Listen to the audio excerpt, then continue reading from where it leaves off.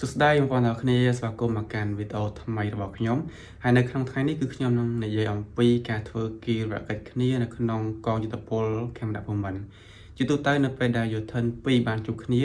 គឺពួកគាត់តែងតែធ្វើការគោរពគ្នាទៅវិញទៅមកពលគឺអ្នកដែលមានឋានន្តរស័ក្តិទាបគោរពទៅកាន់អ្នកដែលមានឋានន្តរស័ក្តិខ្ពស់ជាងខ្លួនជាមុនរួចហើយបានអ្នកដែលមានឋានន្តរស័ក្តិខ្ពស់គោរពអ្នកដែលមានឋានន្តរស័ក្តិទាបជាងខ្លួនតាមក្រោយអញ្ចឹងការគោរពនេះគឺ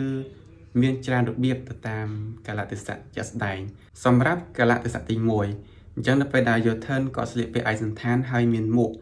អញ្ចឹងត្រូវតែឈរជាកាយវិការប្រងហើយលើកដៃកំណប់គ្នាទៅវិញទៅមកសម្រាប់កាលៈទេសៈទី2ស្លៀកពាក់ឯកសណ្ឋានប៉ុន្តែអត់មានមួកអញ្ចឹងត្រូវឈរជាកាយវិការប្រងហើយងក់ក្បាលដាក់គ្នាទៅវិញទៅមកអញ្ចឹងបងប្អូនទាំងអស់គ្នានៅពេលដែលឃើញពួកគាត់ងក់ក្បាលដាក់គ្នាបែបនេះមិនមែនជាកាយវិការឆ្លើយទេវាជាកាយវិការគោរពគ្នាទៅវិញទៅមកទី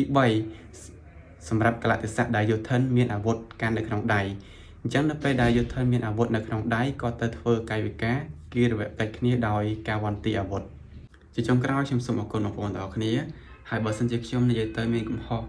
ខុសឆ្គងត្រង់ណាមួយដោយចេតនាគឺខ្ញុំពិតជាសូមទោសបងប្អូនទាំងអស់គ្នាមែនទែនហើយខ្ញុំពិតជារីករាយក្នុងការទទួលយកការបញ្ចេញមតិបងប្អូនទាំងគ្នាដើម្បីជួយកែតម្រូវគ្នាទៅវិញទៅមកហើយពួកយើងនឹងជួបគ្នាម្ដងទៀតនៅវីដេអូក្រោយ